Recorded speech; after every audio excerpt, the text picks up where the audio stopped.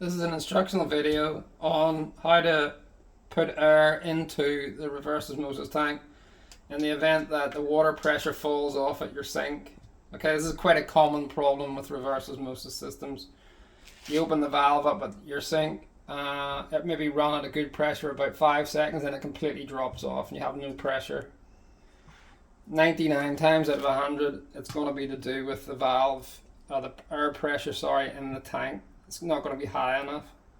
So if you look here at the specifications on the tank, it tells you here that this one should be at 7 pounds per square inch, or 7 psi, and that is when the tank is completely empty of water. So there's no water in here at the minute. That's important. It's not 7 psi when it's full of water, it's 7 psi when it's completely empty of water. Okay, so the first thing you want to do when you start this is locate where the actual feed valve to your reverse osmosis system is. It may look something like this, and you simply just need to turn the valve a quarter turn, and that turns the water feed off to the system.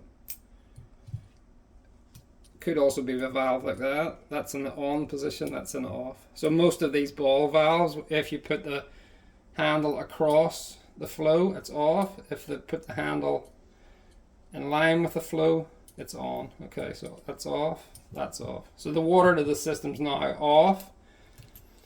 Important to remember that this tank actually has its own pressure, so there'll still be pressure in the line that goes from the tank.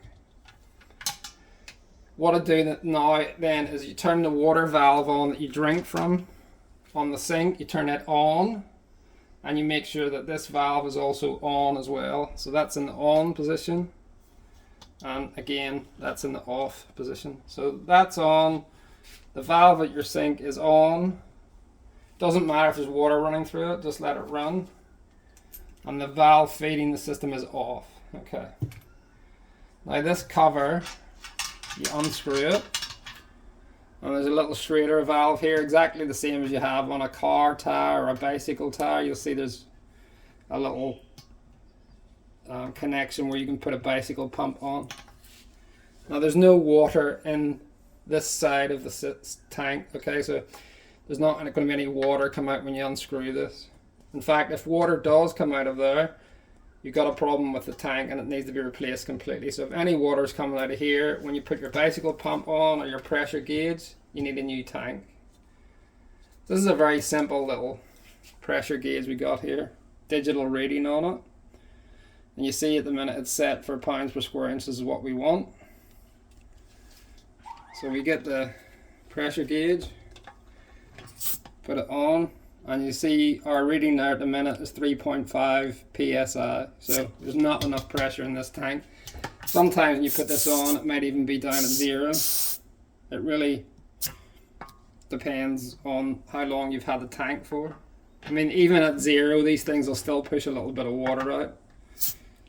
Okay, so you need to get a bicycle pump, or in this case we're fortunate enough to have an air compressor with a digital gauge on it, and you put your bicycle pump on here or your compressor on, and you'll see when the reading here, when I start this up, it actually gives me a pressure reading.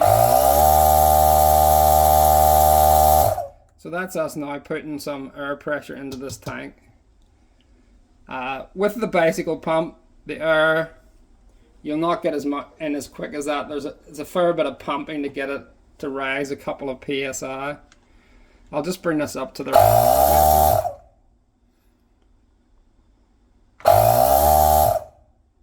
Now what I would suggest is when you're using a bicycle pump is to do it very slowly and increments, because you don't want to put too much pressure into this tank. So we've got it sitting now perfect at 7 psi. In between, when you're putting air in, just keep on using your digital tire pressure gauge and making sure you do not put too much pressure into that tank. Take your bicycle pump or your compressor off, put the little dust cap back on again, and then just leave this valve on turn your water filter tap off, go to your isolation valve under the sink and turn it back on. It'll start the system up again, it'll start filling the tank up. Let the tank fill for about 2 to 3 hours and then open your water filter tap at the sink back up, and if everything's went well, you'll see that the pressure is back as good as new. Okay, thanks for watching.